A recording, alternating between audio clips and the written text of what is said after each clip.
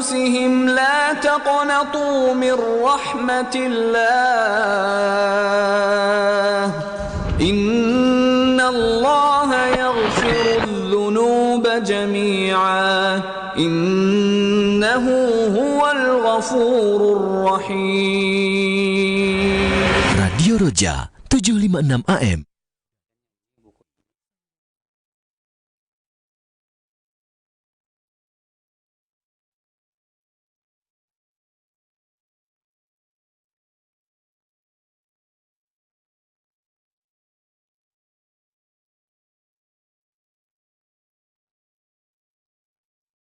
Assalamualaikum warahmatullahi wabarakatuh. Alhamdulillah wassalatu wassalamu ala Rasulillah nabiyina Muhammadin wa ala alihi wa ashabihi wa man wala. Asyhadu an la ilaha illallah wahdahu la syarikalah wa asyhadu anna Muhammadan abduhu wa rasuluhu amma ba'du. Saudara seiman dan sakidah, para pemerhati Roja yang semoga Allah Subhanahu wa taala berkahi dan menjaga kita semua. Alhamdulillah di kesempatan pagi menjelang siang ini kita akan ikuti bersama kajian ilmiah yang dilaksanakan di daerah Sentul, Bogor, yang akan diisi oleh Al-Ustaz Abu Yahya Badrussalam LC hafizahullahu ta'ala, dengan tema pada kesempatan pagi menjelang siang ini yaitu perusak-perusak akidah dalam kehidupan sehari-hari, yang mudah-mudahan materi ini bisa bermanfaat untuk kita simak bersama. Baik, kita akan langsung saja menyimak materi yang akan disampaikan. Kepada Al-Ustaz kami persilahkan.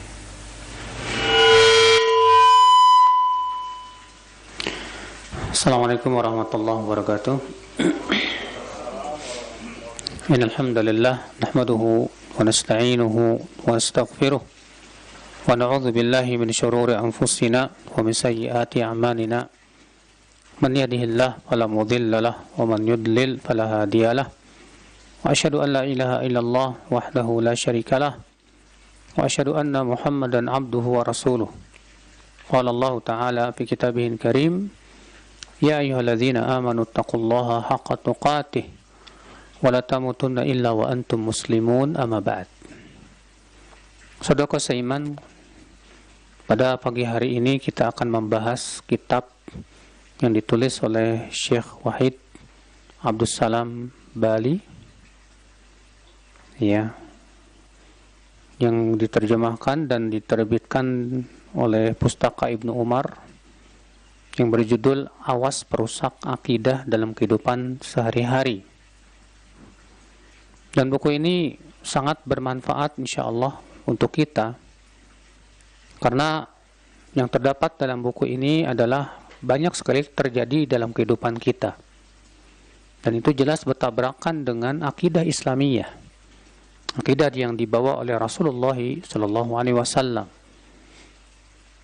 Dan perlu kita pahami bahwa masalah akidah adalah merupakan masalah yang sangat penting sekali, karena akidah berhubungan dengan keyakinan terhadap Allah, keyakinan terhadap Rasulullah, keyakinan terhadap agama Islam, dan perkara-perkara akidah yang lain. Dan masalah akidah itu masalah yang sudah menjadi ijma' para ulama, di mana orang yang menyimpang dari akidah yang benar, yang hak, menyebabkan pelakunya tersesat jalannya. Maka saudaraku sekalian, di buku ini dibahas sekitar ada 55 ya perkara-perkara akidah yang menyimpang, yang tidak sesuai dengan Al-Quran dan Sunnah Nabi Sallallahu Alaihi Wasallam. Kita tidak akan membahas seluruhnya karena melihat waktu yang tentunya tidak akan mencukupi saudaraku sekalian. Kita akan bahas dan saya akan pilih beberapa poin-poin yang sangat penting. Di sini beliau menyebutkan yang pertama yaitu istighatsah, meminta tolong kepada orang yang sudah meninggal dunia. Karena keyakinan Islam adalah bahwa orang yang sudah meninggal dunia tidak mungkin bisa memberikan manfaat ataupun mudarat kepada orang yang masih hidup. Rasulullah SAW saja Allah menyebutkan dalam Al-Quran bahwa Rasulullah tidak bisa memberikan manfaat dan mudarat kepada dirinya sendiri ketika masih hidupnya. Bagaimana kepada orang lain? Allah berfirman, "Qul la amliku li nafsi naf'an wa la dharran illa ma syaa Allah. Walau kuntu a'lamul ghaiba lastakthartu minal khair wa ma massani as-su." Katakan, aku tidak memiliki untuk diriku manfaat dan mudarat kecuali apa yang Allah kehendaki. Kalaulah aku mengetahui yang gaib, kata Allah, tentu aku akan memperbanyak kebaikan dan tidak akan menimpaku keburukan. Saudaraku seiman, Rasulullah tidak bisa memberikan manfaat dan mudarat kepada dirinya sendiri, apalagi setelah meninggal dunia. Itu masih hidup. Bagaimana dengan selain Rasulullah SAW? Maka perkataan sebagian orang yang minta tolong dengan mengatakan, wahai Sayyid Badawi, atau wahai Syekh Abdul Qadir Jailani, atau memanggil mayat-mayat yang lain yang sudah meninggal, ini jelas kesyirikan, saudaraku. Istighatsah hanya kepada Allah. Minta tolong, ya istighatsah itu artinya minta tolong dalam keadaan genting. Itu hanya ditujukan kepada Allah, tidak kepada yang lainnya. Maka siapa yang beristighatsah kepada selain Allah, kepada mayat yang sudah meninggal dunia, maka dia telah berbuat syirik besar. Ya. Dan apabila ia mati di atasnya, dia terancam kekal dalam api neraka selama-lamanya. Allah berfirman, "Innallaha la yaghfiru an yushraka bih wa yaghfiru ma duna dzalika liman yasha." Sesungguhnya Allah tidak akan mengampuni dosa syirik dan mengampuni dosa yang lebih rendah dari apa? Syirik. Nah, ini ya perusak yang pertama. Perusak yang kedua, kata beliau, menyembelih untuk jin. Ya, menyembelih yang dia tujukan sembelihannya itu untuk jin. Baik jin katanya penunggu lautan, atau jin penunggu gunung, atau jin penunggu pepohonan. Ya. Yang biasanya mereka sembelih itu apa? Ayam putih misalnya, ayam hitam misalnya, sebagai syarat untuk kesembuhan misalnya. Ya. Atau mereka sembelih kerbau, kemudian kepalanya ditanam. Mereka mengatakan, katanya ini dalam rangka menolak bala. Kita katakan subhanallah.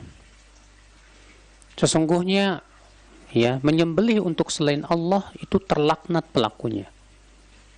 Rasulullah SAW sabda, la'anallah man dzabaha li ghairillah. Semoga Allah melaknat orang yang menyembelih untuk selain Allah. Allah ya melaknat. Kerbau Allah yang menciptakan. Demikian pula sapi, kambing, Allah yang menciptakan.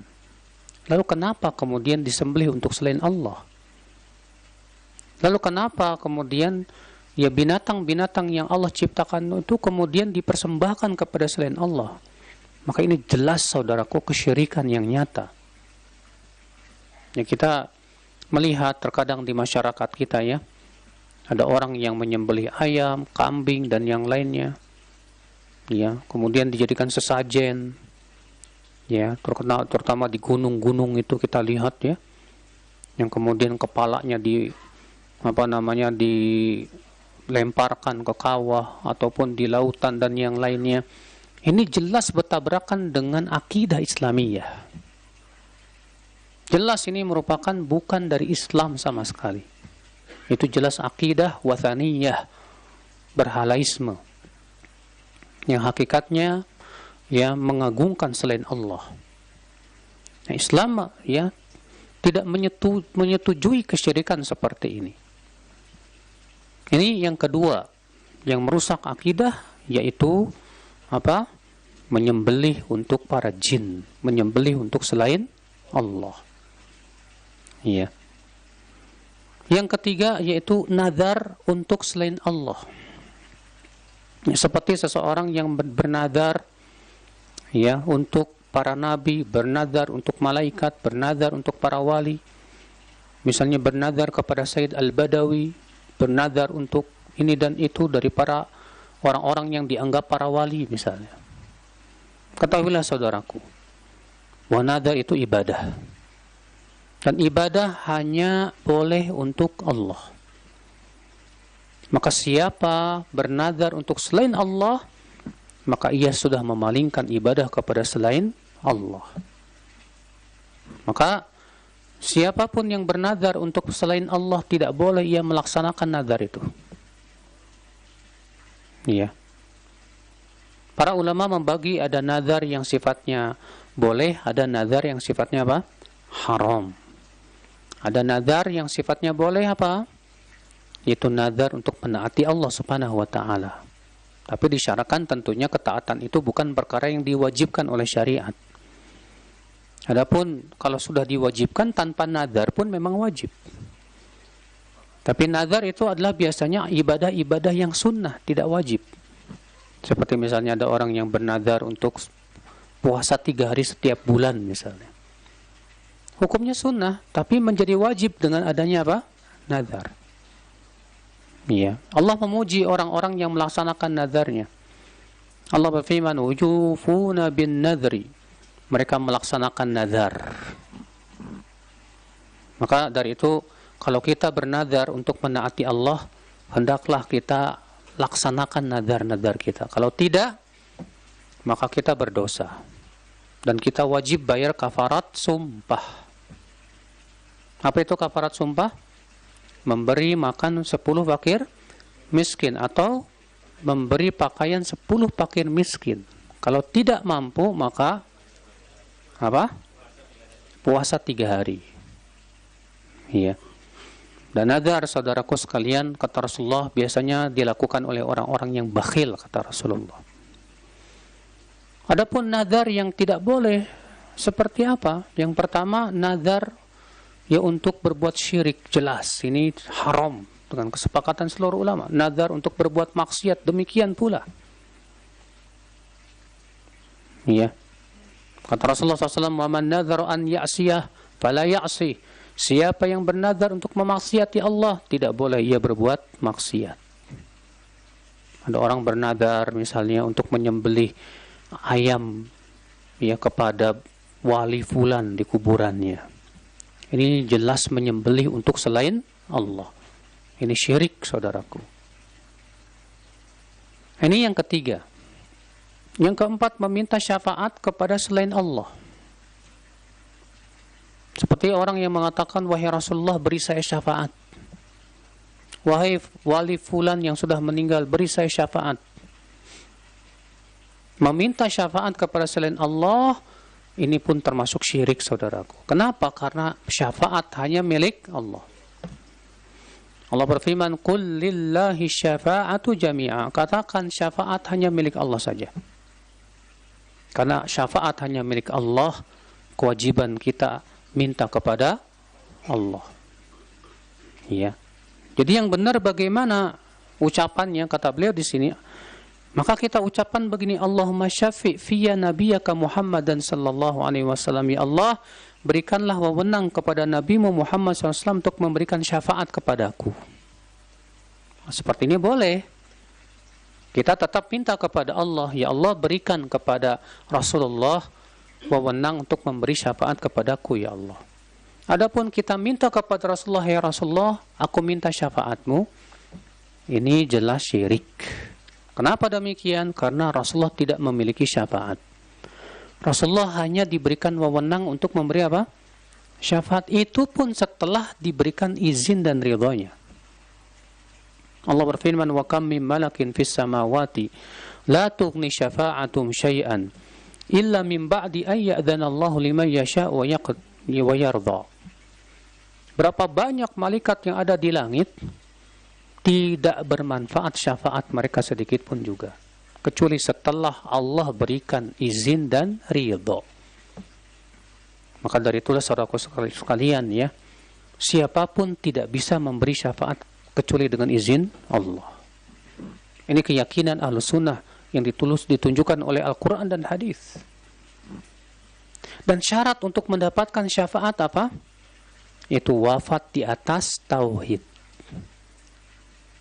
Ya, Abu Hurairah pernah bertanya kepada Rasulullah, "Ya Rasulullah, man as'adun nas bi syafa'atika yaumil qiyamah?"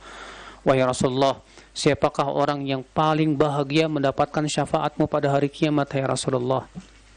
Apa kata Rasulullah? As'adun nasi bi syafa'ati yaumil qiyamah man qala la ilaha illallah khalisan ya min qalbih atau min nafsih. Orang yang paling berbahagia mendapatkan syafaatku nanti pada hari kiamat itu orang yang mengucapkan la ilaha illallah dengan penuh keikhlasan dari hatinya. Itu artinya dia betul-betul mentauhidkan Allah, menjauhkan kesyirikan. Adapun orang yang mati di atas syirik tidak akan pernah mendapatkan syafaat. Abadan. Bahkan Nabi Ibrahim saja minta kepada Allah supaya ayahnya yang bernama Azar ya diselamatkan dari api neraka. Nabi Ibrahim berkata kepada Allah, "Ya Allah, bukankah engkau ya telah berjanji kepadaku, ya Allah?" Ya. Allah berfirman, "Sesungguhnya aku tidak akan pernah memasukkan ke surga orang yang berbuat syirik." Bukankah engkau berjanji, ya Allah, untuk engkau tidak menghinakan aku di hari kiamat? Dan adakah penghinaan yang lebih besar dari dijauhkan dari ayahku? Lalu Allah berfirman kepada Nabi Ibrahim, "Hai Ibrahim, coba kamu lihat apa yang ada di bawahmu." Ternyata ayahnya sudah diubah oleh Allah menjadi apa? Serigala yang berlumuran dengan darah. Maka Nabi Ibrahim pun pergi meninggalkannya. Lihat ya, Nabi Ibrahim saja tidak bisa memberikan syafaat kepada ayahnya yang mati di atas kesyirikan. Maka siapapun, bahkan para nabi, para malaikat tidak bisa memberikan syafaat kepada karib kerabatnya bila ia mati di atas apa? Kesyirikan. Makanya akhi ya, kesyirikan ini perkara yang wajib kita waspadai betul. Yang wajib kita pelajari betul agar kita jauhi. Jangan sampai kita berbuat syirik sehingga kita terhalang dari syafaat Rasulullah sallallahu alaihi wasallam. Yang kelima, tawaf di selain Ka'bah. Ya, tawaf di selain apa? Ka'bah. Kenapa? Karena tawaf itu ibadah khusus di Ka'bah saja. Allah berfirman, "Wal yattawafu bil baitil atiq." Hendaklah mereka tawaf di Baitul Atiq. Apa itu? Ka'bah saja. Maka siapa yang tawaf di selain Ka'bah dalam rangka mengagungkannya, sungguh ia berbuat syirik. Kenapa? Karena ia telah memalingkan ibadah tidak sesuai dengan perintah Allah Subhanahu wa taala. Iya. Bagaimana dengan tawaf di Ka'bah replika dalam rangka belajar umroh? Iya. Syekh Utsaimin rahimahullah memberikan fatwa tidak boleh membuat replika Ka'bah. Kenapa? Karena ini dalam rangka menghormati dan mengagungkan Ka'bah, saudaraku. Coba dengan dibikin replika Ka'bah, kata beliau, ini menyebabkan Ka'bah menjadi apa? Tidak bernilai. Maka belajar bagaimana cara tawaf tidak harus dengan membuat replika apa? Ka'bah. Cukup misalnya divideokan atau misalnya gambar Ka'bah di papan tulis, kemudian ya kita katakan berasal dari sini Hajar Aswad, kemudian keliling demikian. Tidak sulit sebetulnya. Maka dari itu saudaraku sekalian ya, termasuk kesyirikan yaitu tawaf di selain apa? Ka'bah. Contoh misalnya tawaf di kuburan. Ada sebagian kaum muslimin tawaf di kuburan Syekh Abdul Qadir Jailani di Baghdad, itu terkenal ya. Mereka tawaf 7 keliling di situ, berharap keberkahannya dan yang lainnya. Ini jelas saudaraku seiman kesyirikan. Para sahabat saja tidak pernah tawaf di kuburan Rasulullah sallallahu alaihi wasallam. Kemudian yang keenam kata beliau yaitu at-tamassuh bil kubur, ngusap-ngusap kuburan dalam rangka ngalap berkah. Dengan meyakini katanya tanah kuburan ini barokah. Ya ikhwah, ketahuilah bahwa keyakinan Ahlus Sunnah barokah itu hanya milik Allah. Ingat, ini kaidah yang harus kita pahami betul. Bahwa barokah hanya milik siapa? Allah. Tidak boleh kita punya keyakinan bahwa sesuatu itu barokah atau bisa memberikan keberkahan kecuali kalau ada dalilnya dari Al-Quran dan hadis.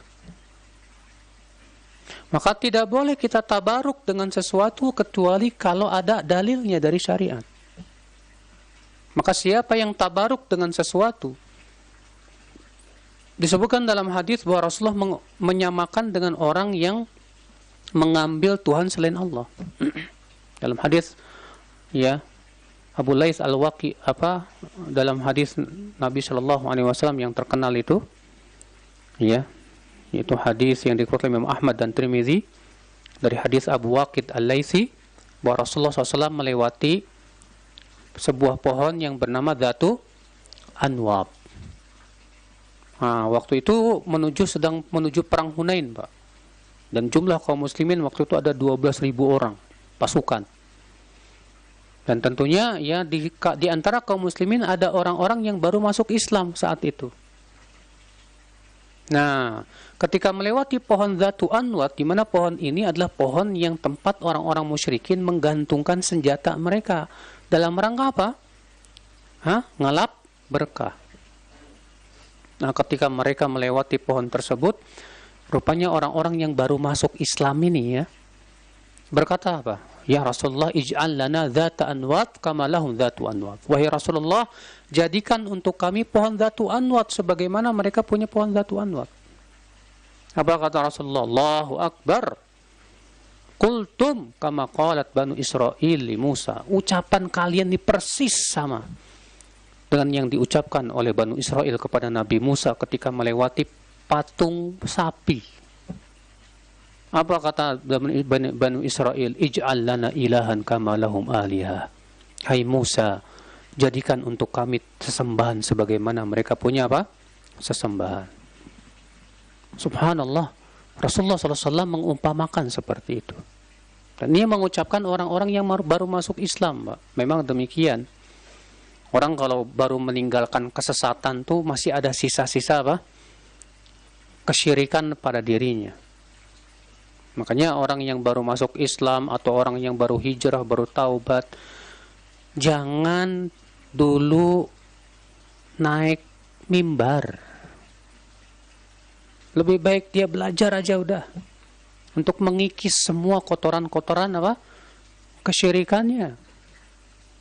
Kadang ada orang yang baru masuk Islam udah ceramah kemana-mana, Pak. Iya. Contoh misalnya pendeta masuk Islam, biarawati masuk Islam, kemudian ceramah kemana-mana. Kita katakan ya, biarkan mereka menuntut ilmu dulu deh. Untuk mengikis semua kesyirikan-kesyirikan yang ada di hatinya. Ada orang baru hijrah misalnya. Contoh aja misalnya artis baru hijrah. Langsung naik panggung. Ya, biarkan dia nuntut ilmu dulu. Biarkan dia betul-betul hijrahnya 100%. Ya. Kenapa? Karena orang yang baru hijrah, orang yang baru masuk Islam, pastilah akhi, kotoran-kotoran pikirannya yang terdahulu itu masih ada, belum bersih.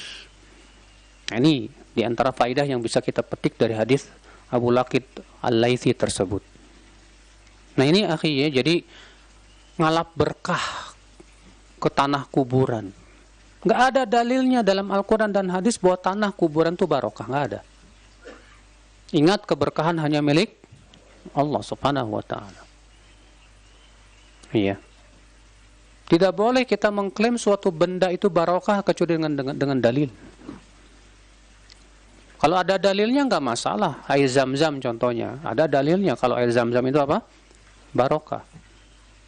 Maka ngalap berkah dengan air Zam-Zam nggak masalah.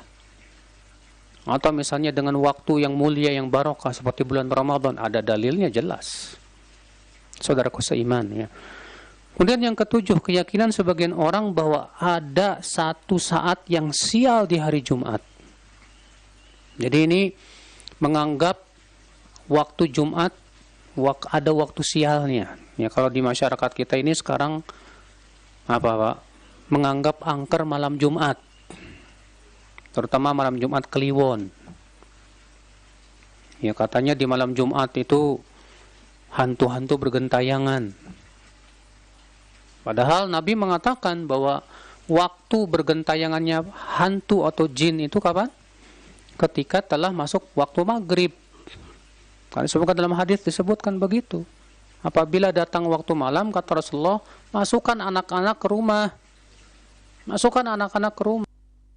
Fa innaha sa'atun takhtariku fiha syayatin. Karena itu saat-saat setan-setan itu bergentayangan. Kata Rasulullah apa? Tutup jendela, baca bismillah. Tutup pintu, baca bismillah. Karena setan tidak akan membuka pintu yang tertutup.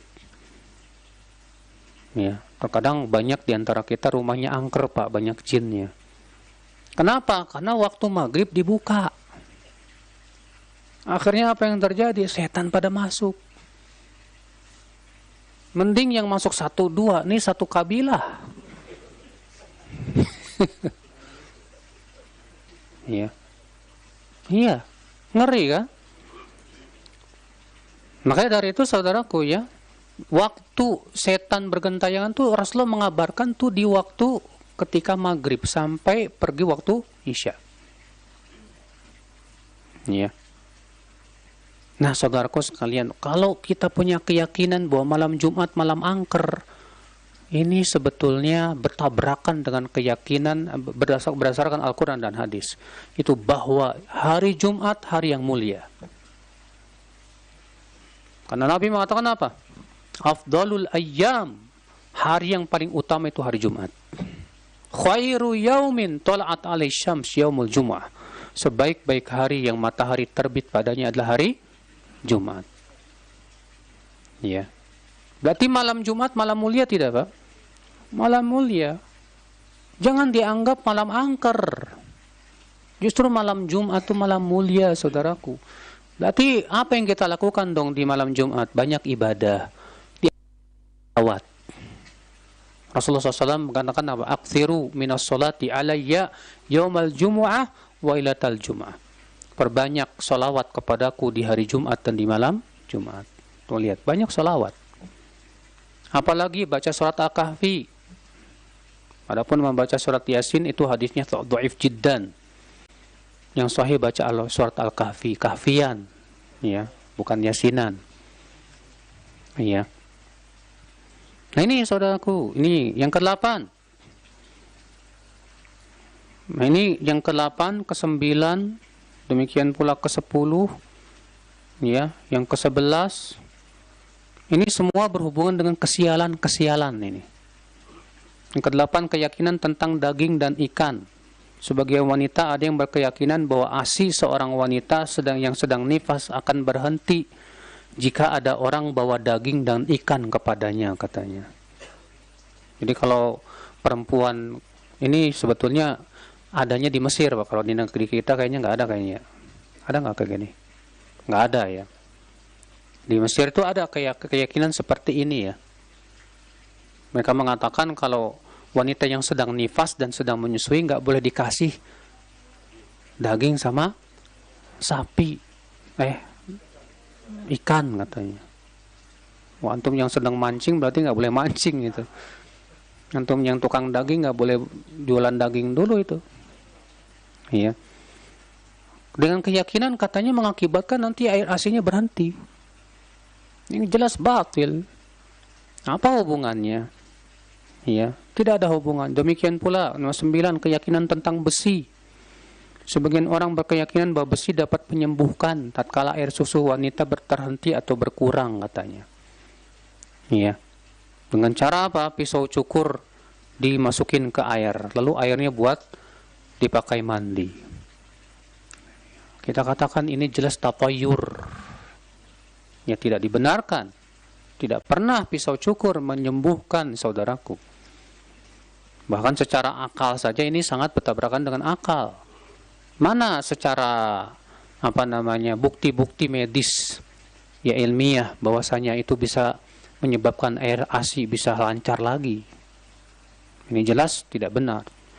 Demikian pula nomor 10 keyakinan tentang plastik. Ada orang beli baru takut terkena ain. Apa yang terjadi? Digantungin plastik. Atau sepatu nomor 11 itu. Ya, ada orang beli baju mobil baru biar nggak terkena ain, katanya digantungin sepatu. Ya. Nah, kalau di negeri kita biasanya dimandiin kembang, Pak. Dimandiin apa? Kembang. Biar apa katanya? Biar nggak terkena bala, biar selamat. Ya, kalau kapal mancing dimandiin kembang katanya biar dapat terus ikannya banyak. Kalau angkot dimatiin kembang katanya nanti biar laris. Dan yang lainnya, saudaraku, ini semua tidak sesuai dengan akidah Islamiyah. Ya, yang bisa memberikan manfaat dan mudarat hanya siapa? Allah. Maka minta kepada Allah. Jangan melakukan hal-hal yang ini jelas berbau kesyirikan, saudaraku.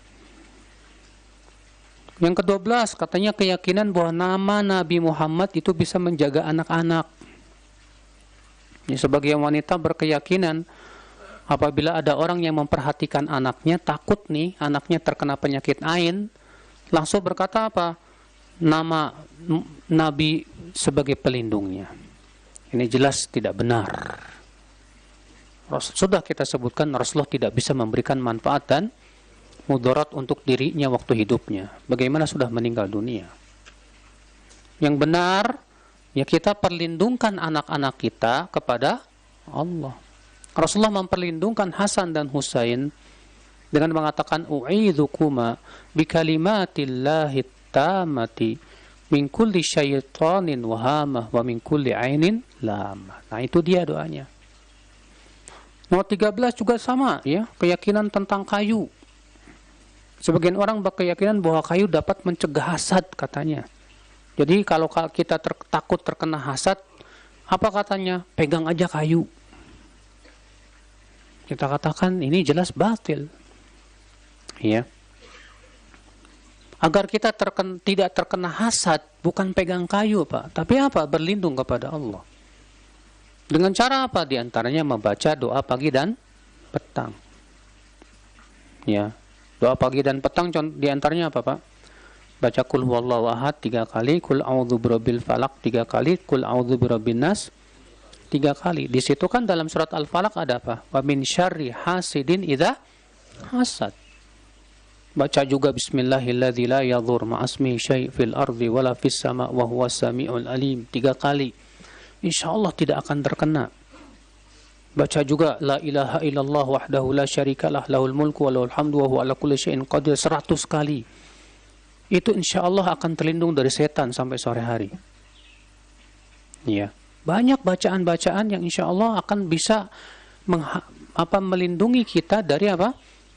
Hasad, ya, dari penyakit ain dan yang lainnya. Kemudian ke-14 kata beliau, di antara perkara yang merusak akidah, takut sama orang yang sudah mati untuk memberikan manfaat atau apa? Mudarat. Bahkan terkadang masyarakat kita itu, Pak, takut sama kedebong mayat. Ya. Padahal kedebong biasa aja, tidak bisa memberikan manfaat dan mudarat. Bahkan kalau antum potong-potong juga dia nggak bisa nolak kok. Katanya soalnya kemarin saya ngelihat kedebong habis mandiin mayat tuh terbang. Itu dibawa setan, Pak. Dibawa jin. Memang sengaja untuk menakut-nakuti kita. Terkadang juga ada orang yang takut ke keranda mayat. Kerandanya aja takut, bener. Cuma keranda doang. Padahal keranda kan besi biasa yang tidak ada bisa memberikan manfaat dan mudarat.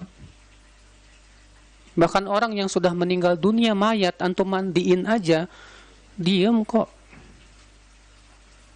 Ya, antum pukul-pukul juga, walaupun nggak boleh sebetulnya ya. Tetap diam kok, nggak nangkis buat gitu kan. Ada apa kemudian kita takut sama mayat yang sudah meninggal dunia? Ya. Cuma kalau kita takut sama yang serem-serem boleh nggak? Nah itu nggak masalah. Ini takut yang sifatnya tabiat. Misalnya takut kegelapan, misalnya takut jin nanti menyerang kita atau apa, datang dengan serem-serem seperti itu ya. Seperti itu takut yang sifatnya apa? Tabiat, tapi tetap harus dilawan, Pak. Jangan dibiarkan dan jangan berlebihan. Sebab dikhawatirkan nanti jin itu mempermainkan kita, Pak. Iya, jin itu mempermainkan kita. Nah ini saudaraku sekalian. Yang ke-15, mempercayai dukun dan para peramal. Wah, ini bahaya dalam Islam. Rasulullah SAW menganggap orang yang mendatangi dukun dan bertanya itu sholatnya tidak akan diterima 40 hari. Rasulullah SAW, man ata arrafan fasa'alahu an syai'in lam tuqbal lahu sholatun arba'ina lailah.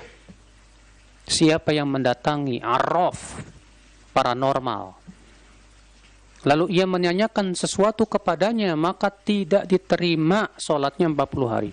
Hadisnya sahih dalam Sahih Muslim ada. Dan dalam riwayat Abu Daud, man ata arrafan aw kahinan fasaddaqahu bima yaqul faqad kafara bima unzila ala Muhammadin sallallahu alaihi wasallam. Siapa yang mendatangi dukun lalu membenarkan ucapannya, maka ia telah kafir kepada Al-Qur'an yang Allah turunkan kepada Rasulullah sallallahu alaihi wasallam. Kenapa? Karena Al-Qur'an tegas tidak ada yang mengetahui yang gaib kecuali siapa? Allah. Mungkin ada yang bertanya, Ustadz, kenapa ya dukun kok terkadang benar? Kita katakan benernya sekali, Pak, tapi bohongnya 100. Yang mengabarkan Rasulullah. Kenapa kok dukun bisa benar terkadang? Karena dukun bekerja sama dengan para jin. Kata Rasulullah SAW, para jin itu ya naik kepada temannya satu sama lainnya sampai ke langit dunia. Untuk apa? Mencuri berita dari langit. Dan mereka seringnya terkena apa? Lemparan ya api dari langit. Dan terkadang mereka berhasil mendapatkan berita dari langit, kemudian disampaikan ke jin yang di bawahnya sampai di telinga si dukun. Lalu si dukun itu ya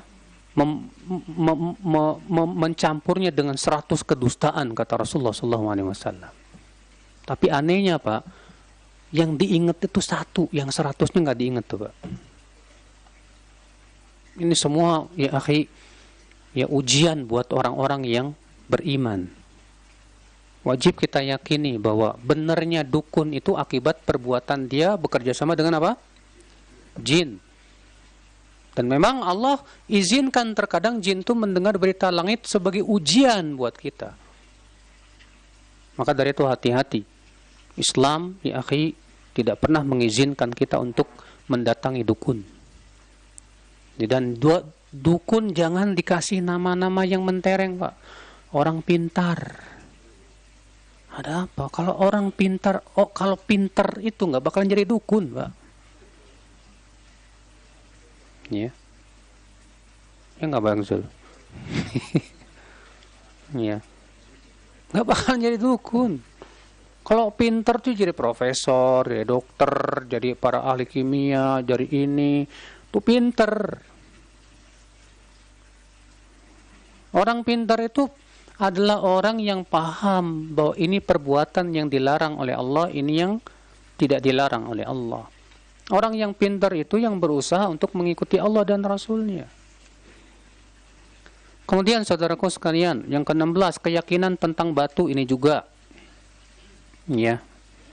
Kalau di Indonesia itu biasanya batu akik. Kadang buat batu ini katanya punya apa? Penglaris.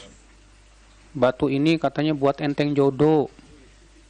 Batu ini katanya buat enteng rezeki dan yang lainnya. Ini jelas kesyirikan, saudaraku, karena batu tidak bisa memberikan manfaat dan mudarat. Iya, batu tidak bisa memberikan manfaat dan mudarat. Ikhwatal Islam.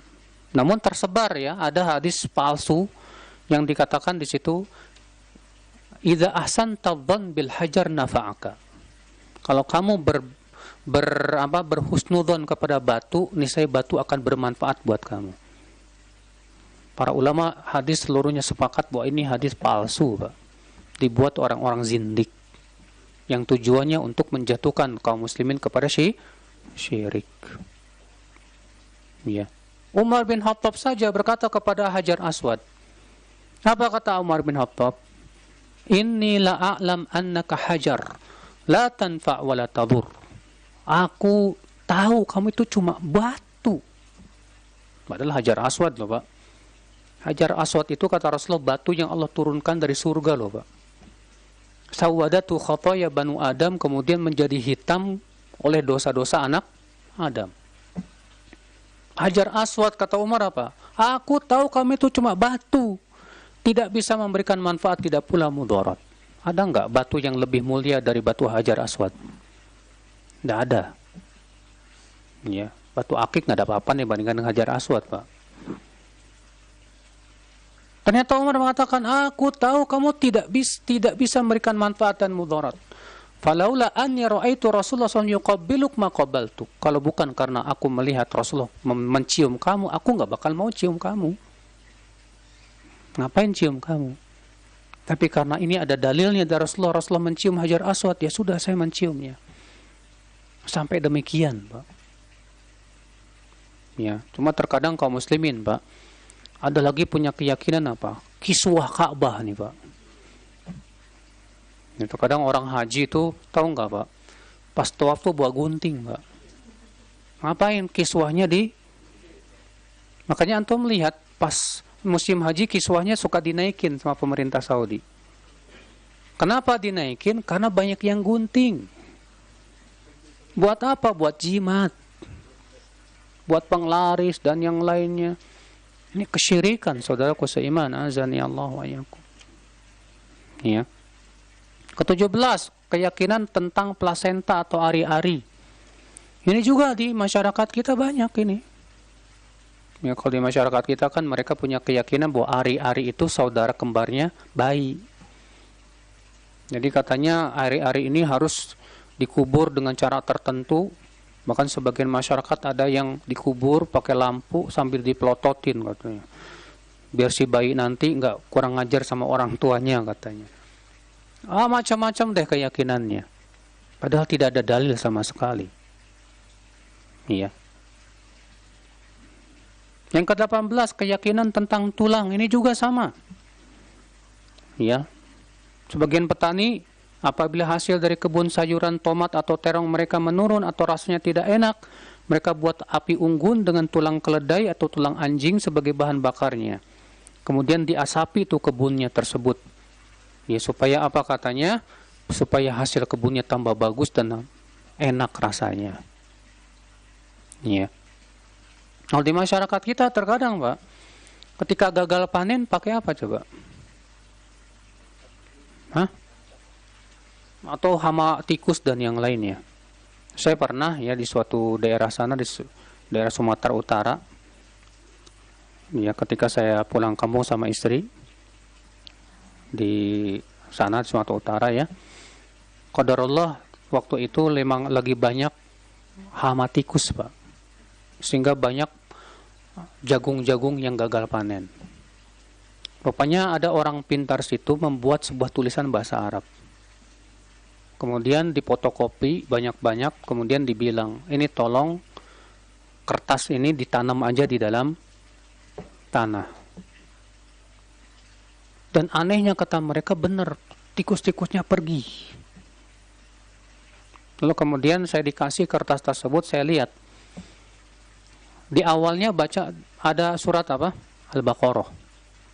Alif Lam Mim dzalikal kitabu la raiba fihi hudal lil muttaqin. Cuma 5 ayat. Di tengahnya permintaan kepada jin. Permintaan kepada apa? Pakai bahasa Arab. Kemudian di akhirnya surat Ali Imran 5 ayat pertama. Nah, mereka masyarakat situ meyakini ini bacaan Al-Quran. Ini dari Al-Quran kok, nggak masalah.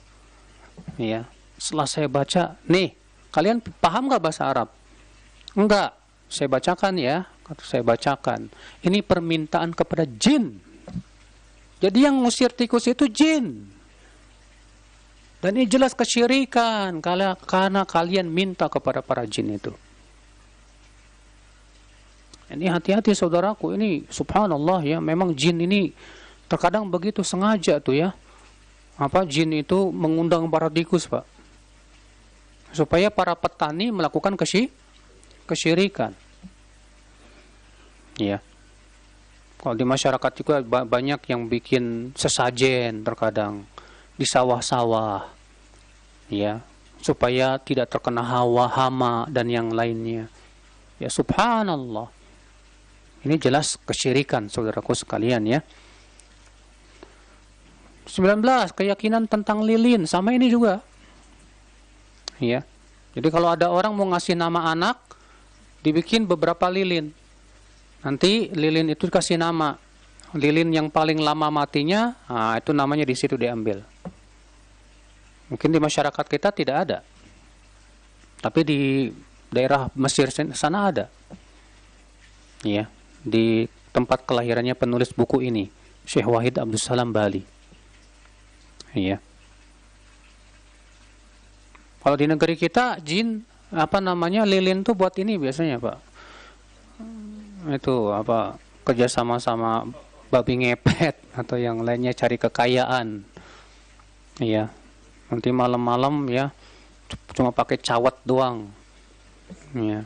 Terus katanya jadi babi ngepet. Nanti kalau ada masalah itu apinya goyang-goyang katanya, ditiup biar selamat dan yang lainnya. Ini jelas juga kesyirikan saudaraku. Kerjasama dengan para jin. Na'udzubillah, nasallallahu salamata wal afiyah. Ke-20 keyakinan tentang darah. Dengan cara melemuri dinding rumah dengan darah.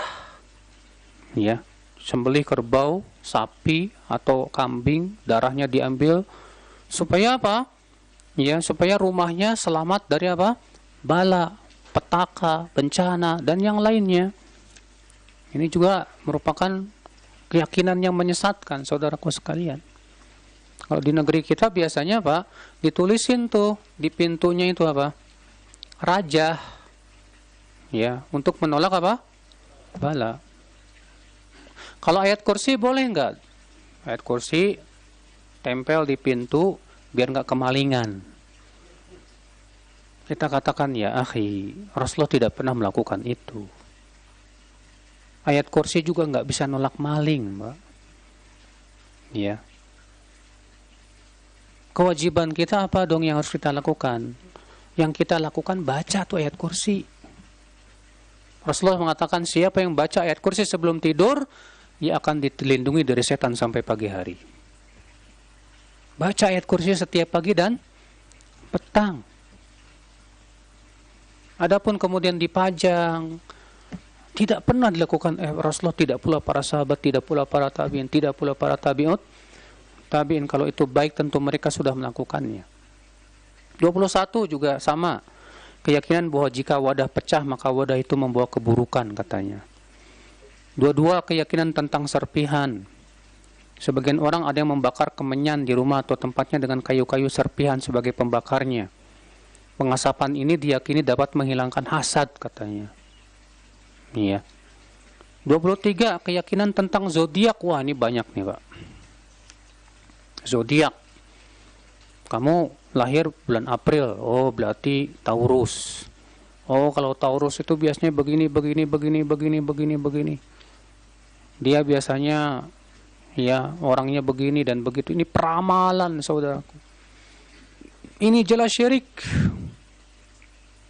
Kenapa? Karena mengaku-ngaku tahu yang gaib. Ya. Bintang tidak ada pengaruhnya dengan kehidupan manusia, tidak. Bintang nggak ada pengaruhnya dengan apa yang terjadi di bumi ini, saudaraku sekalian. Makanya, saudaraku, ilmu perbintangan dalam Islam itu ada yang haram dan ada yang boleh. Yang boleh seperti apa? Menjadikan bintang sebagai penunjuk jalan. Ini nggak masalah. Iya. Yang boleh apa lagi? Meyakini bahwa bintang itu pelempar setan. Betul, Allah yang mengatakan demikian. Allah juga mengatakan bahwa bintang penghias langit. Betul, ada dalil-dalilnya. Adapun kemudian punya keyakinan bahwa bintang punya pengaruh terhadap kejadian yang ada di bumi, ini kesyirikan, jelas Pak. Ini jelas kesyirikan, saudaraku sekalian. Iya. 24, menganggap sial banyak tertawa. Sebagian orang berkeyakinan bahwa orang yang banyak tertawa biasanya akan sial. Ini jelas keyakinan yang tidak benar. Walaupun memang betul banyak tertawa itu sangat tidak bagus untuk hati kita. Kenapa? Karena Rasulullah mengatakan, iyyakum wa kasratadh dhahik, jauhi oleh kamu banyak tertawa. Fa inna kasratadh dhahik tumitul qalb, karena banyak tertawa itu bisa mematikan apa? Hati. Iya. 25, menganggap sial ketika mendengar suara burung hantu, gagak atau raja wali. Nah, ini juga banyak nih. Ini disebut dengan tapayur. Ya, kalau di negeri kita manuk wik-wik, Pak. Wik, wik, wik, wik, wik, wik, wik. Wik, wik, wik, wik, wik, wik. Keyakinannya apa coba? Ada yang mau mati ini. Atau burung gagak misalnya. Maka ini tapayur, saudaraku, haram. Ya. Maka kalau ada terbetik di hati kita, ada manuk wik-wik, langsung kita berdoa apa? Allahumma la tayra illa tayruk wa la ilaha ghairuk. Ya Allah, tidak ada kesialan kecuali dengan izinmu, dan tidak ada ilah selainmu. Jadi kalau kita ada terbetik di hati kita tatayur seperti itu, langsung kita ucapkan itu Pak. Allahumma la tayra illa tayruk wa la ilaha ghairuk. Iya. Kata Ibnu Mas'ud, wa ma minna illa walakinna Allah yudhibu bitawakkul. Setiap kita sering kali terkena penyakit ini Pak, tatayur itu. Menganggap sial. Tapi Allah hilangkan dengan cara tawakal kepada Allah. Kita mau pergi safar nih. Tahu-tahu nabrak kucing.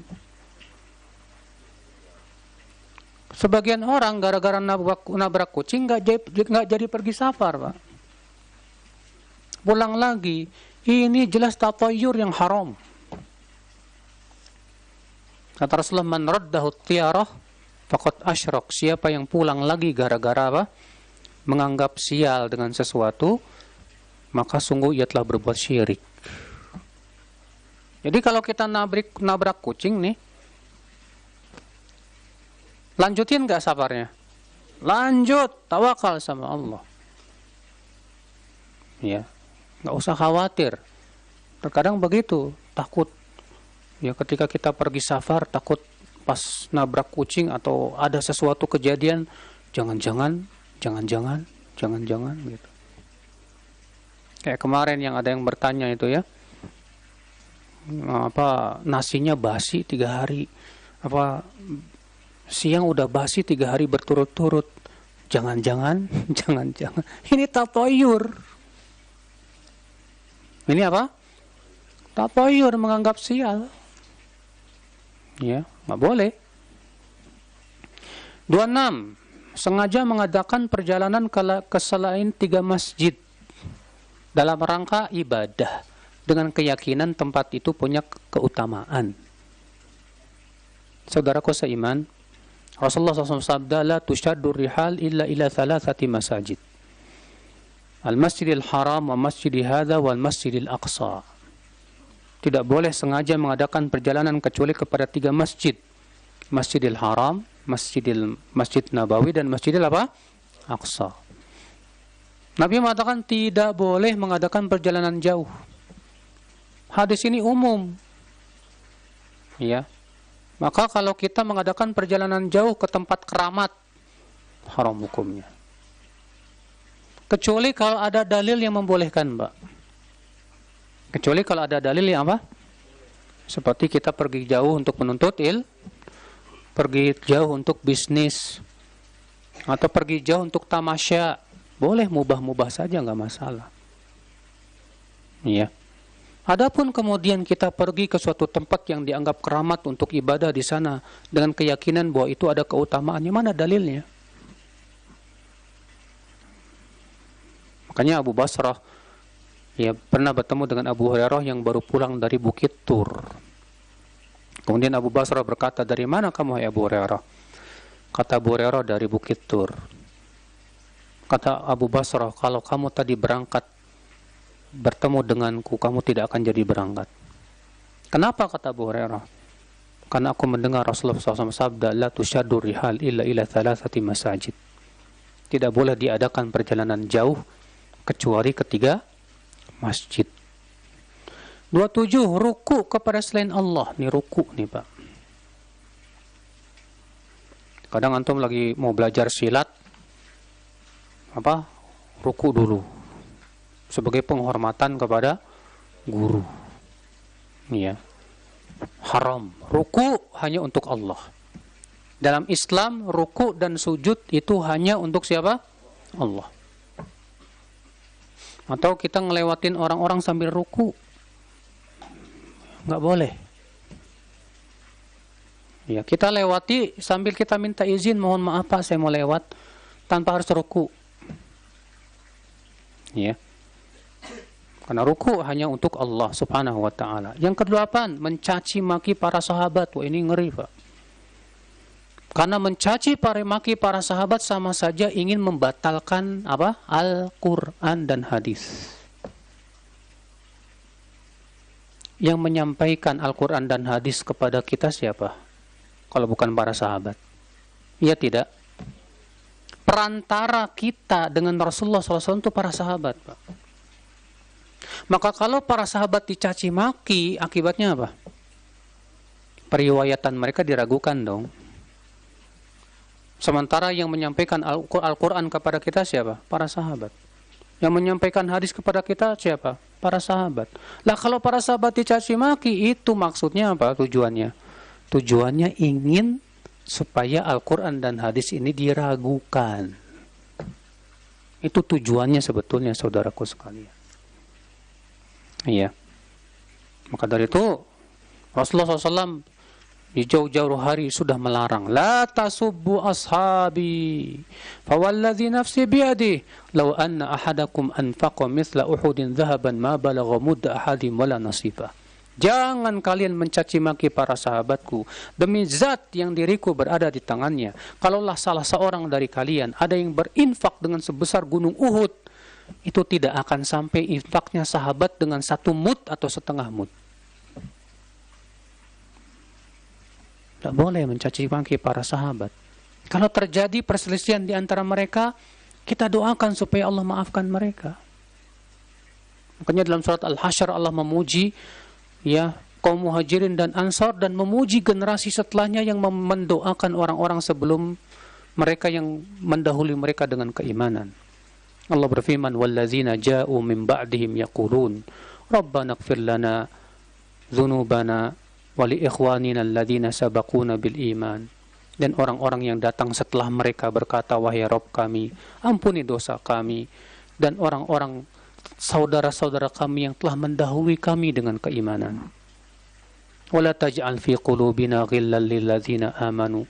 Dan jangan engkau jadikan, wahai Rabb, kedengkian itu ada di hati kami kepada orang-orang yang beriman. Iya. Makanya akhi, jangan caci maki para sahabat. Kesalahan yang ada pada mereka itu sedikit dibandingkan dengan kesalahan yang ada pada kita, Pak. Dan mereka pengorbanannya terhadap Islam sangat banyak sekali, luar biasa. Dan air kalau sudah sampai 2 kulah tidak akan membawa apa? Najis. Pengorbanan para sahabat untuk membela Islam luar biasa tidak? Luar biasa, Muhajirin dan Ansar. Hanya karena ada 1 kesalahan, 2 kesalahan, yang namanya manusia tidak lepas dari apa? Kesalahan. Naam, kita yakini bahwa para sahabat individunya tidak maksum. Iya.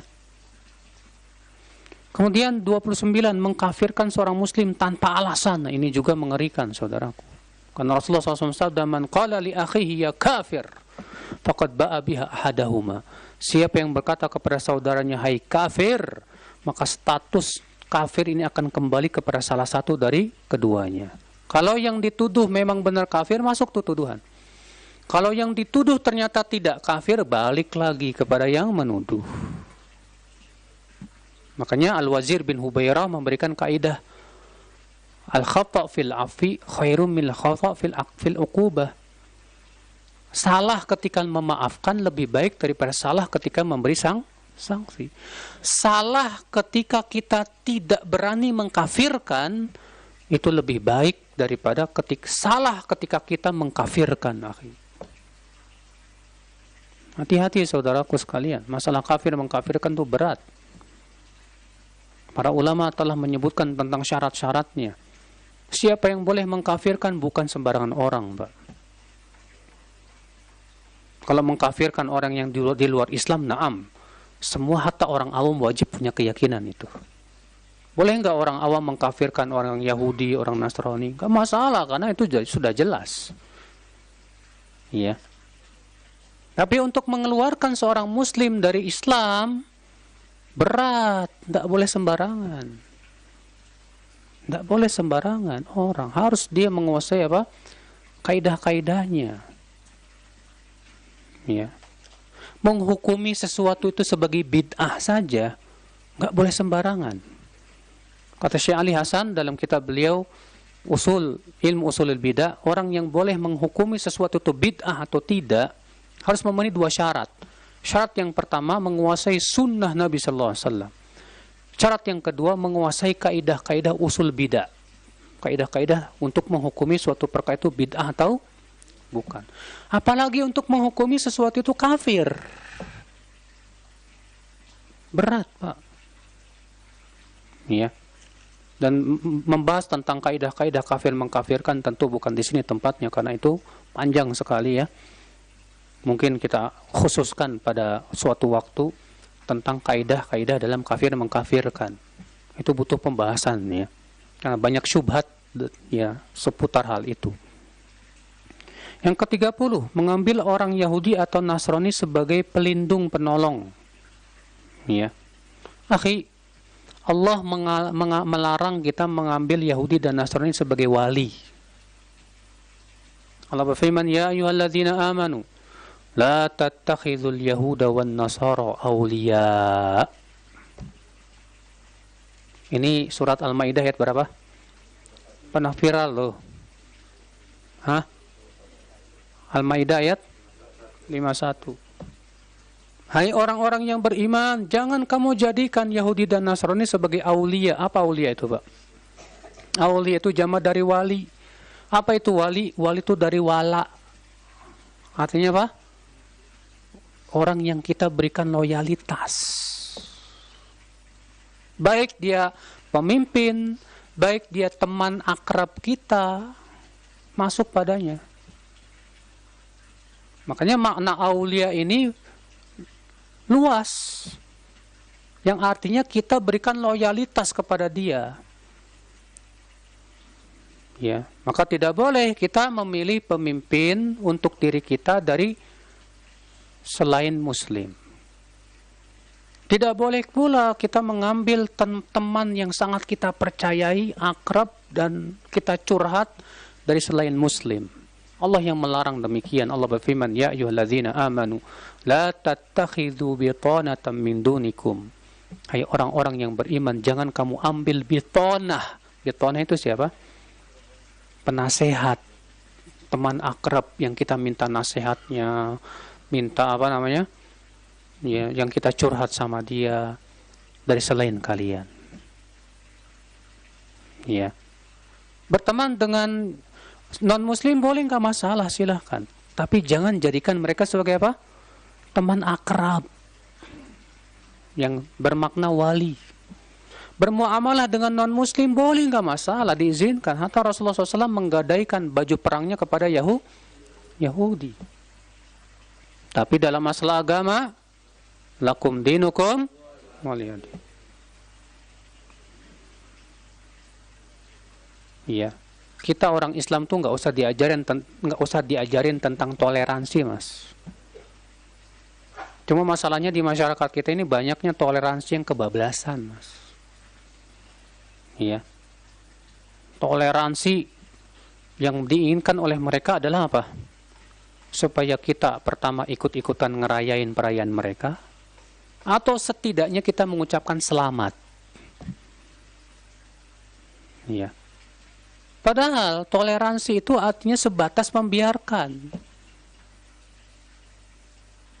Adapun kemudian kita disuruh ikut sama-sama merayakan atau selamat, la wallah, itu bertabrakan dengan akidah Islam. Ibnu Qayyim mengatakan seluruh ulama sepakat ijma haramnya mengucapkan selamat buat apa? Perayaan agama lain. Tidak boleh. Kenapa? Karena itu berhubungan dengan kesyirikan mereka. Berhubungan dengan apa? Kesyirikan mereka. Karena agama kita agama tauhid. Agama kita hanya mengakui bahwa satu-satunya ilah yang berhak disembahnya siapa? Allah subhanahu wa ta'ala saja. Kemudian 31, kemudian juga 32, 33, ya. 35 juga sama. Itu berhubungan dengan merayakan hari-hari besar selain hari raya Idul Fitri dan Idul Adha. Akhi, hari raya dalam Islam cuma 2. Apa itu? Idul Fitri dan Idul Adha. Maka tidak boleh mengadakan hari raya yang lainnya. Cukupkan dengan 2 hari raya itu saja. Hari Ibu. Kita katakan, ya akhi, kenapa sih kamu kurang berterima kasih sama ibumu? Sehingga kamu jadikan hari ibu cuma 1 hari dalam setahun. Mana rasa terima kasih kepada ibumu? Ibumu setiap hari mengurusmu, capek mengurusmu dari kecil. Kemudian kamu jadikan hari ibu cuma 1 hari. Yang di hari ibu ada orang memberikan hadiah kepada ibunya. Jadi memberikan hadiah kepada ibunya cuma 1 hari dalam setahun, Mbak, bayangkan. Iya. Kalau begitu, di mana bakti seorang anak kepada orang tua? Kita disuruh berbakti kepada orang tua setiap hari. Iya. Kita bantu orang tua kita setiap saat. Jangan cuma 1 hari setahun, hari ibu, ada lagi hari bapak, nanti ada hari anak, ada hari dan yang lainnya. Akhi, kita katakan, ya akhi, ya berbakti sama orang tua, sama ibu, bapak setiap hari. Ya. Hari kelahiran Nabi Sallallahu Alaihi Wasallam, kita katakan, ya akhi, kita gembira dengan sunnah Rasulullah setiap hari. Kenapa harus 1 tahun sekali? Kenapa harus 1 tahun sekali, ya akhul Islam, Bu? Apakah Rasulullah dahulu dan para sahabatnya ya menyuruh, ayo rayakan hari kelahiranku? Tidak ada Rasulullah melakukan itu. Padahal para sahabat orang yang paling cinta kepada Rasulullah Sallallahu Alaihi Wasallam. Apakah kita lebih mencintai Rasulullah atau para sahabat? Atau para sahabat yang paling mencintai Rasulullah? Tapi tidak ada mereka yang merayakan itu semuanya. Maka dari itulah saudaraku, Rasulullah SAW ketika datang ke kota Madinah, Rasulullah mendapatkan kaum Ansor punya 2 hari raya. Apa kata Rasulullah? Allah sudah menggantikan untuk kalian dengan 2 hari raya yang lebih baik dari itu. Itu hari Idul Fitri dan Idul Adha. Ya.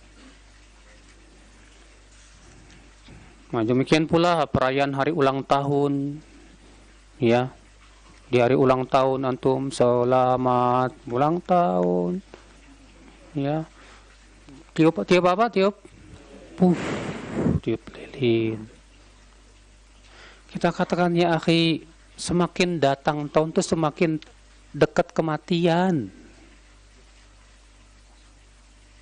Coba kalau antum qadarullah misalnya umurnya cuma 50 tahun. Sekarang umur antum misalnya 45. Sisa berapa tahun lagi?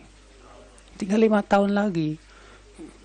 Pas masuk hari 46, selamat. 4 tahun lagi Mas mau meninggal. Jadi gimana dong pas hari harusnya mikir dong apa yang harus saya perbaiki dari umur saya yang tersisa. Ya. Coba kita pikirkan 46 tahun saya sudah lewat. Untuk apa saya lakukan? Apa amalan soleh saya? Iya. Apa sisa umur-umur hidup saya untuk apa dan yang lainnya? Maka dari itu saudaraku sekalian ya, yang seperti ini ya akhi dalam Islam tidak ada sama sekali. Iya. Kemudian juga di sini beliau menyebutkan nomor 34 mencium tangan. Cium tangan yang dimaksud di sini bukan cium tangan ke orang tua, Pak. Kalau cium tangan kepada orang tua atau alim ulama boleh. Ya, kata Imam Nawawi enggak masalah. Iya. Sebagian orang apabila ditanya keadaannya, ia mencium punggung dan telapak tangannya sebagai tanda syukur dan memuji Allah. Iya. Iya. Kamu ngapain? Bersyukur atas nikmat Allah. Kita katakan, ya akhi, nggak ada dalilnya begitu. Ucapkan alhamdulillah. Kalau dikasih nikmat tuh ya alhamdulillah. Bukan nyium tangan. Ada apa tangan kamu? Kok yang dicium tangan kamu? Iya. Kita katakan, ya akhi, nikmat semua dari Allah. Bukan semata hasil usaha kita. Puji Allah subhanahu wa ta'ala. Nisbatkan kepada Allah subhanahu wa ta'ala. Iya. Yang ketiga, 6. Bersumpah dengan nama selain Allah. Demi hidupmu. Nah, di masyarakat kita ada begini, Pak. Demi Allah, demi Rasulullah. Kalau demi Allahnya benar. Tapi demi Rasulullahnya yang nggak benar. Pak. Ya Bang Zul ya. Nah, karena demi Rasulullah berarti bersumpah dengan apa? Dengan apa? Makhluk. Sementara Rasulullah bersabda, Man halafa bi ghairillah faqad asyrak. Siapa yang bersumpah dengan nama selain Allah, maka sungguh ia telah berbuat syirik. Tuh lihat. Tapi kan Ustaz dalam Al-Quran Allah bersumpah demi langit, demi bumi. Itu kan Allah. Allah bersumpah dengan makhluk-makhluknya, ya terserah Allah dong. Kita sebagai makhluk tidak boleh bersumpah dengan nama selain Allah. Iya. Nah ini bersumpah dengan nama selain Allah. 37. Keyakinan bahwa sebagian orang dapat menahan rahmat Allah. Iya. Ingat saudaraku, kalau Allah sudah ingin merahmati seseorang, tidak ada yang bisa menolaknya kecuali apa? Kecuali Allah. Kalau di masyarakat kita itu, Pak, ada namanya pawang hujan. Menahan hujan. Pasti mereka itu, para pawang hujan itu, bekerja sama dengan siapa? Para jin. Para jin. Ingat, hujan itu termasuk rahmat Allah. Bahkan Allah menamai hujan itu sebagai rahmat. Tidak, kalau Allah ingin memberikan rahmat kepada suatu kaum berupa hujan, tidak akan ada yang bisa menolaknya. Hatta para jin nggak bakalan mampu kalau Allah berkehendak. Tapi terkadang Allah izinkan. Untuk apa? Menguji orang-orang yang beriman. Apakah akan percaya bahwasanya hujan hanya Allah yang bisa menurunkan atau tidak? Hati-hati saudaraku sekalian ya.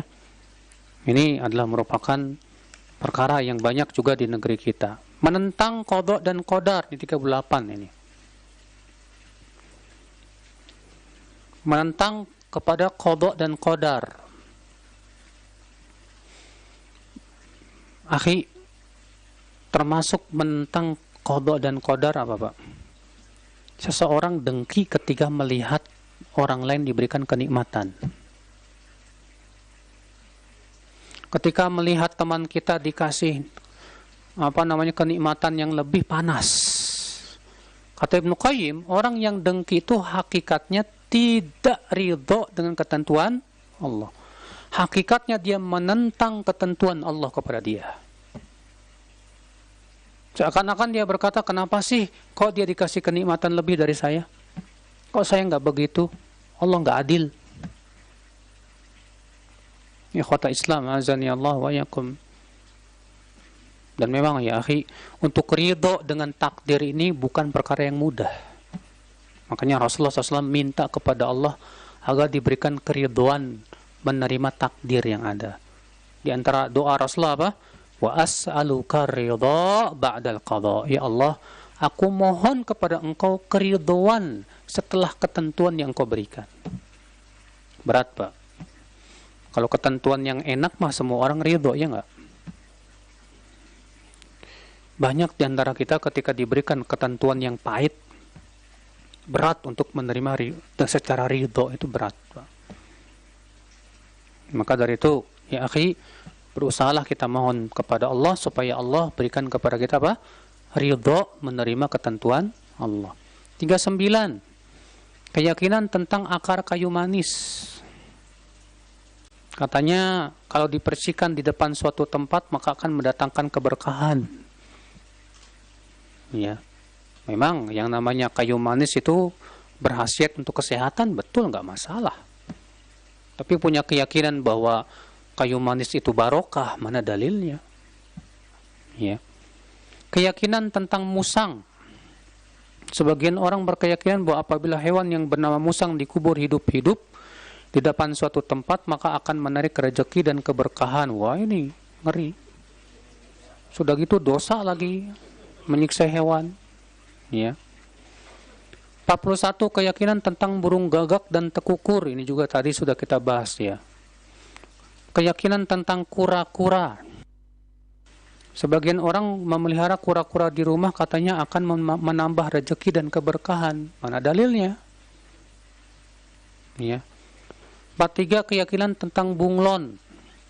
Sebagian orang berkeyakinan bahwa apabila seekor bunglon dilempar kepada seorang wanita mandul dan ia kaget karenanya maka wanita itu akan hamil katanya. Ini bunglon apaan ya? Ya.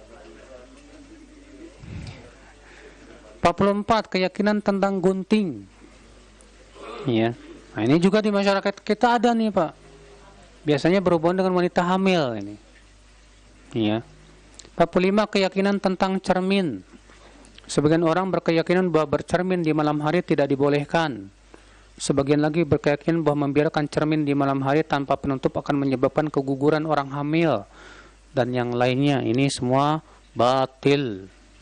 Ya. 46. Keyakinan tentang menyapu rumah. Sebagian orang berkeyakinan bahwa apabila seseorang keluar rumah untuk bepergian lalu keluarganya menyapu rumahnya, maka orang yang bepergian itu tidak akan kembali lagi. Waduh, ini keyakinan alhamdulillah di negeri kita nggak ada nih, Pak. Ya, sementara menyapu rumah itu dianjurkan sama Rasulullah, ya. Dalam hadis yang dihasankan oleh Syekh Albani, Rasulullah bersabda apa? Nadhifu afniyata buyutikum. Bersihkanlah pekarangan rumah kalian, kata Rasulullah. Kalau pekarangannya saja disuruh bersihin, apalagi rumahnya. Ya, anjuran. Makanya Islam itu menganjurkan kebersihan. Ya. 47. Ucapan seseorang, semoga sisa usia si mayit ditambahkan kepada hidupmu. Orang udah mati, kok masih ada sisa? Ya. Ini jelas batil, ya. 48. Perkataan wahai as-satir, menamai Allah dengan nama as-satir. Ini tidak benar. Yang benar as-sittir. Nama Allah itu as-sittir. Ya. Nama Allah itu as-sittir. Berdasarkan hadis innallaha hayyun sittir. Apa sitir itu? Yang maha menutup, ya, menutupi aib-aib hamba. 49, perkataan wahai cahaya arasy Allah. Maksudnya ditujukan kepada Rasulullah sallallahu alaihi wasallam. Ini keyakinan sebagian orang sufi, Pak.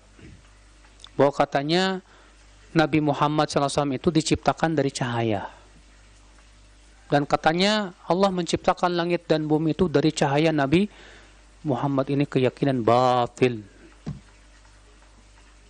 Al-Imam Al-Jauzaqani mengatakan bahwa ada hadis tentang ini, tapi hadis ini palsu, dibuat-buat oleh orang-orang zindik. Ya.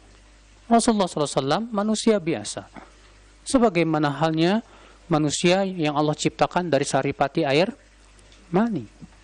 Ya, tidak ada bedanya. Allah berfirman, "Qul innama ana basyarum mislukum." Katakanlah wahai Muhammad, aku hanyalah manusia seperti kalian juga, sama. Ya. Yuha ilayya, namun aku diberikan wahyu oleh Allah Subhanahu wa taala. Ke-50, ucapan seseorang Rabbuna maujud.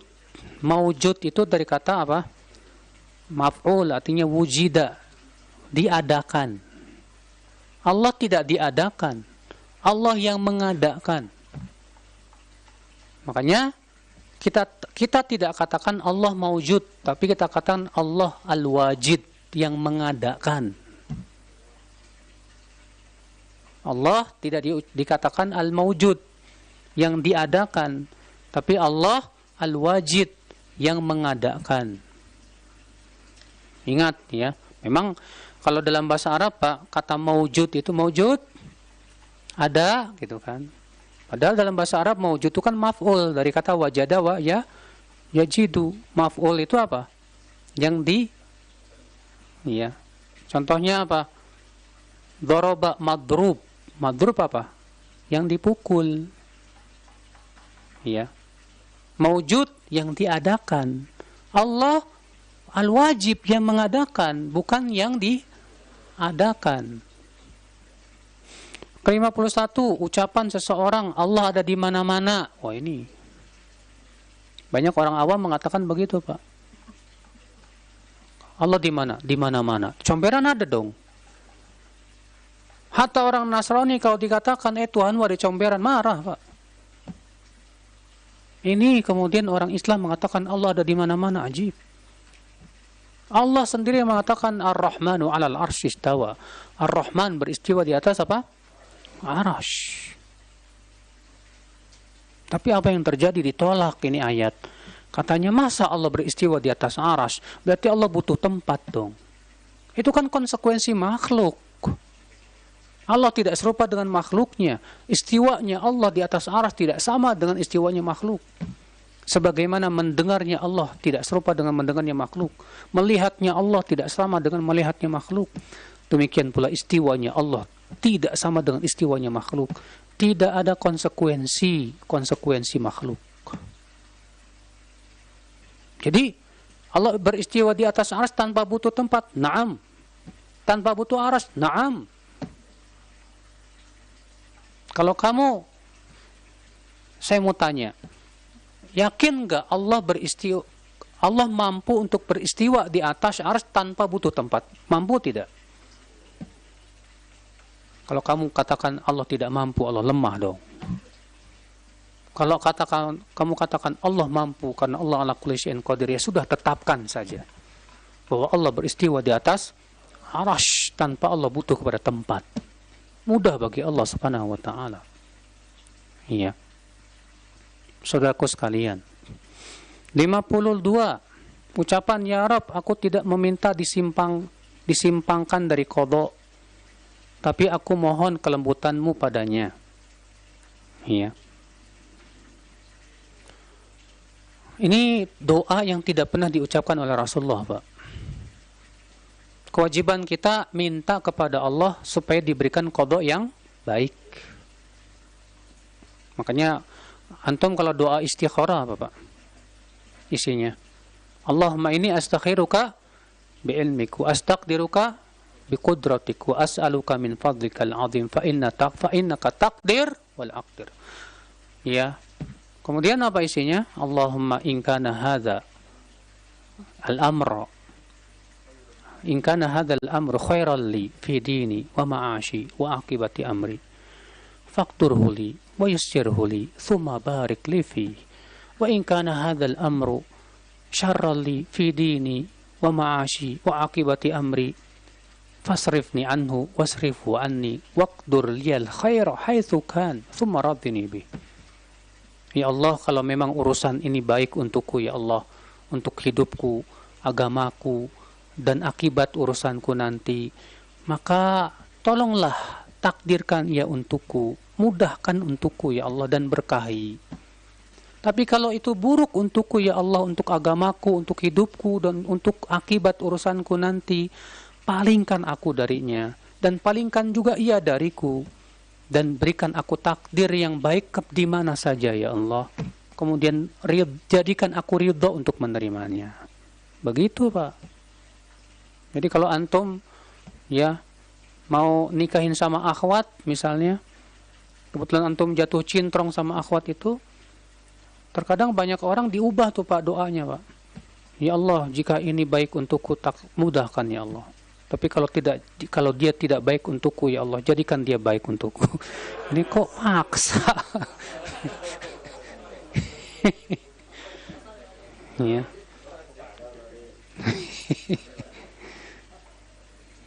Ini ya Pak Dea.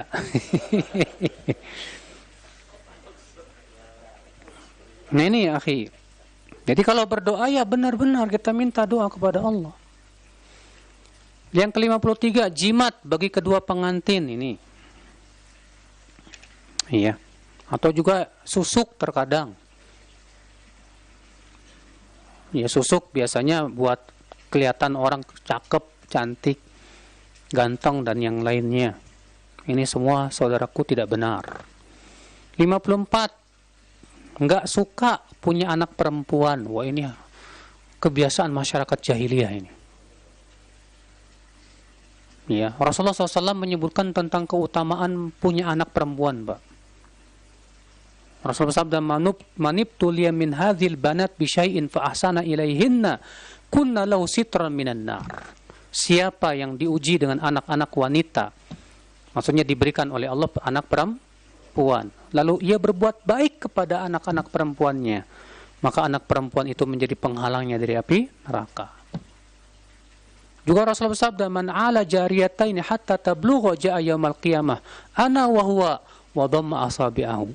Siapa yang mengurus dua anak perempuan lalu ia berbuat baik dan sampai keduanya balik, maka aku dengan dia dekat nanti pada hari kiamat. Masya Allah. Ya. Makanya akhi ya, hadis-hadis tentang keutamaan memelihara anak wanita ternyata lebih banyak, Pak. Lebih banyak dibandingkan memelihara anak. Makanya kalau antum punya anak laki perempuan semua, alhamdulillah, keutamaan besar buat antum ya akhi. Ya, itu jadi sitrum minan nar. Makanya nggak usah sedih ya. Soalnya antum juga bakalan jadi paling ganteng di keluarga antum. Ya kan? Ya anaknya perempuan semua. Ya, antum jadi anak orang paling ganteng di keluarga karena nggak ada laki-laki yang lain. 55 yang terakhir. Perkataan permisi Tuan, minta izin lewat kepada jin. Biasanya ini ngelewatin apa? Pohon, jembatan dan yang lainnya. Kalau naik mobil biasanya pakai tintin. Yang benar kita ucapkan a'udzu bikalimatillahi tammati min syarri ma khalaq. Demikian alhamdulillah. Ya, 55 perusak yang harus kita jauhi ini secara ringkas telah kita bahas. Dan berusahalah saudaraku sekalian, sebetulnya bukan cuma 55, masih banyak yang lainnya yang harus kita waspadai dari akidah-akidah yang merusak. Kewajiban kita adalah berusaha untuk menjauhinya. Wallahu a'lam.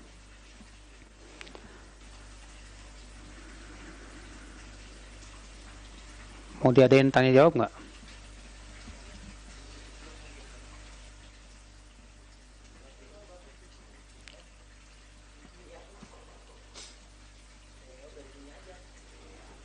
Apa?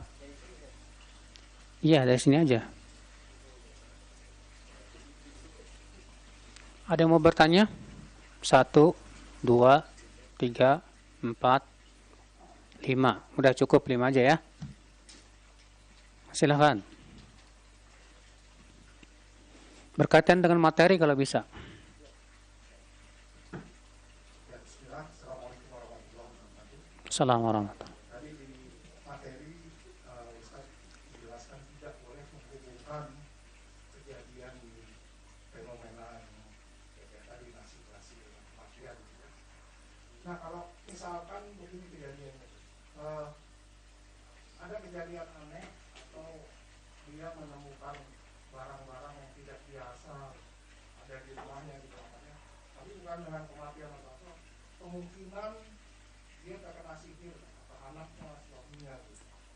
Bolehkah dia punya pemikiran seperti itu dan kemudian dia mencoba membawa anak atau suaminya untuk diruqyah? Itu lebih baik tanyakan dulu kepada ahlinya. Sini ada Ustadz Husain Mubarak ya, yang udah biasa malang melintang meruqyah orang-orang terkena sihir. Ya, antum bisa tanyakan, ini benda yang tiba-tiba aneh ini ada gimana? Kadang orang yang sudah sering bergulat dengan dunia itu sering kali Pak punya pengalaman yang banyak menemukan hal-hal benda-benda yang berhubungan dengan sihir itu. Ya. Nah itu kalau antum sudah tanyakan kepada ahlinya dan ahlinya mengatakan ini benda sihir, ya udah. Ya. Demikian Allahu a'lam. Silakan. Assalamualaikum warahmatullahi wabarakatuh.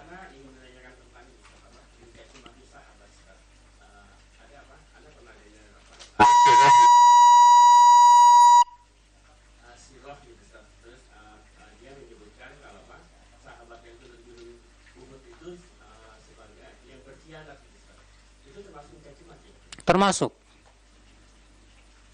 ya bahwa sahabat yang turun di perang Uhud itu katanya berkhianat, termasuk. Para sahabat itu saudaraku, ketika turun hendak mengambil ghanimah bukan karena serakah, karena ingin dapat apa?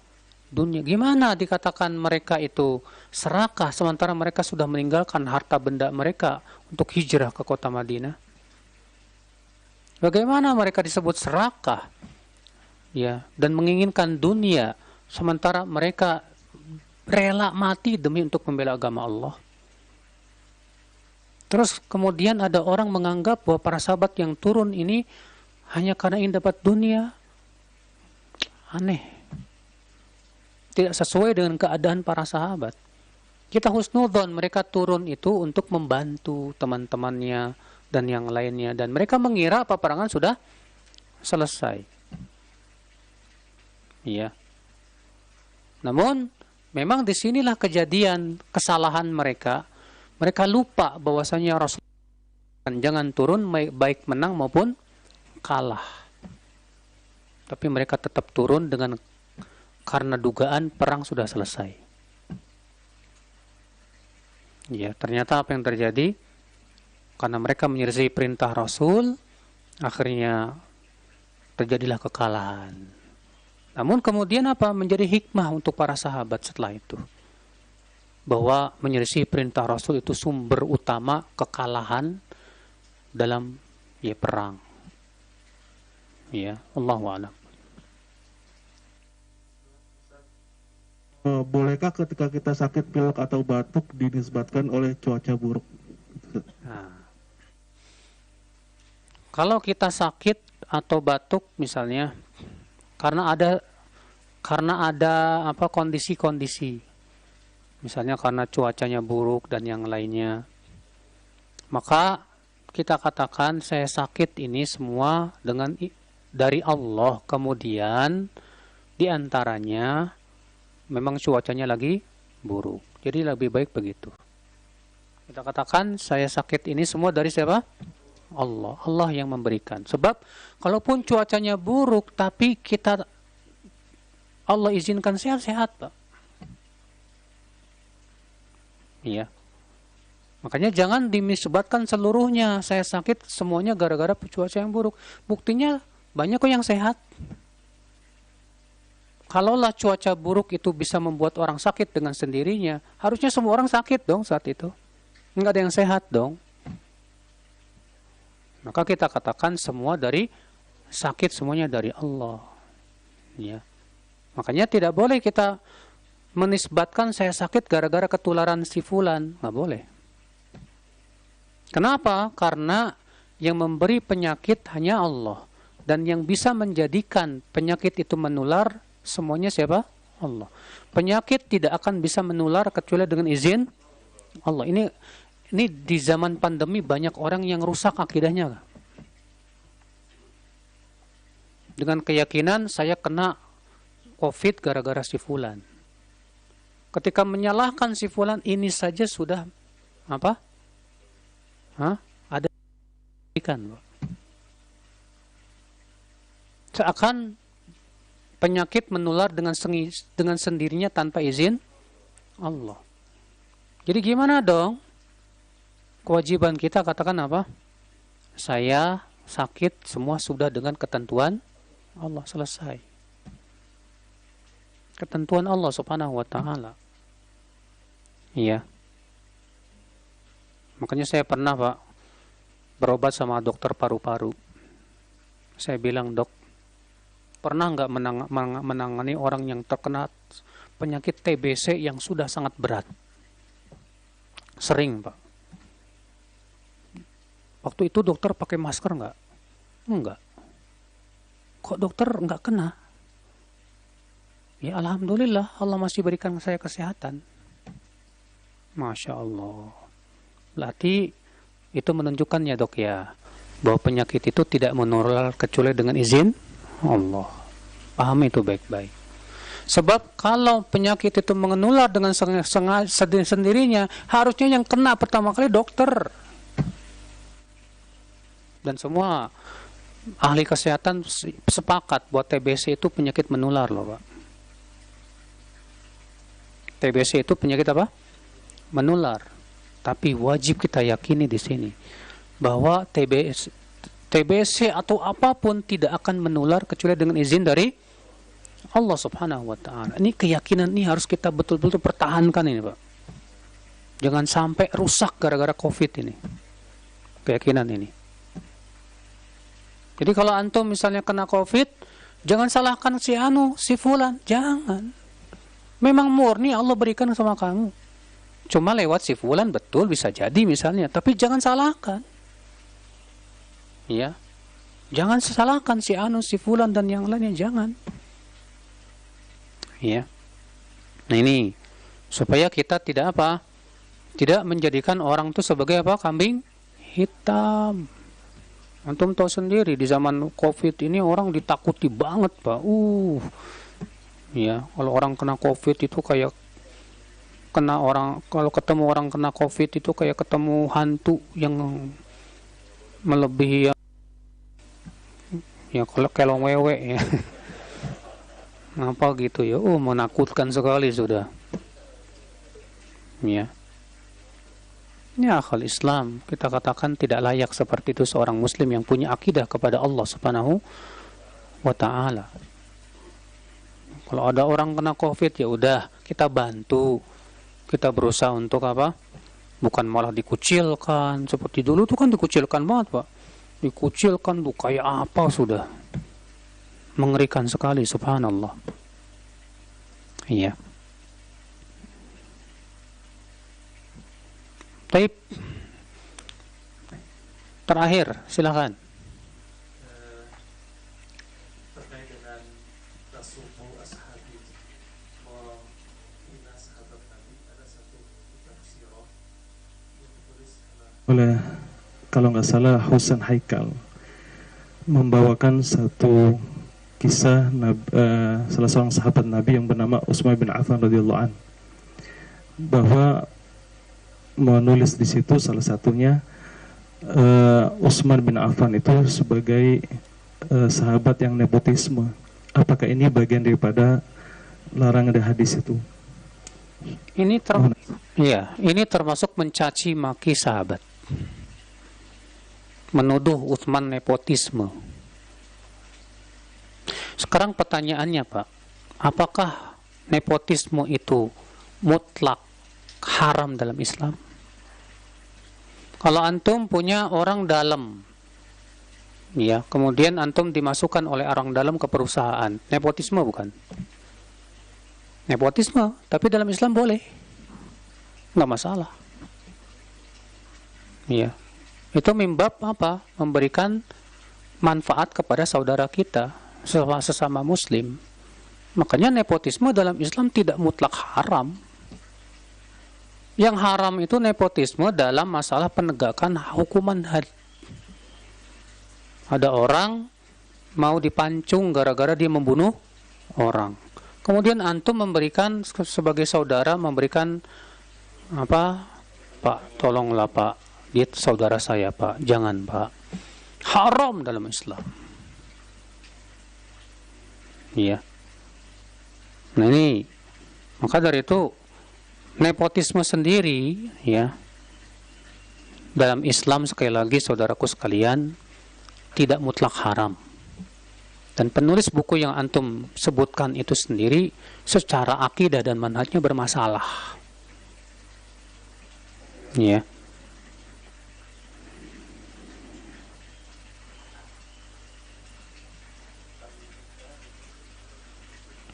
Baik, saya kira cukup sampai di sini ya. Semoga yang saya sampaikan bermanfaat. Mohon maaf yang saya sampaikan bila yang benar ada semua, apabila ada yang benar semuanya dari Allah Subhanahu wa taala, dan apabila ada yang salah maka itu semua dari kekurangan ilmu saya dan dari syaitan. Dan saya mohon maaf bila ada kata-kata yang tak berkenan di hati. Subhanakallah bihamdik, asyhadu an la ilaha illa anta, astaghfiruka wa atubu ilaik. Assalamualaikum warahmatullahi wabarakatuh.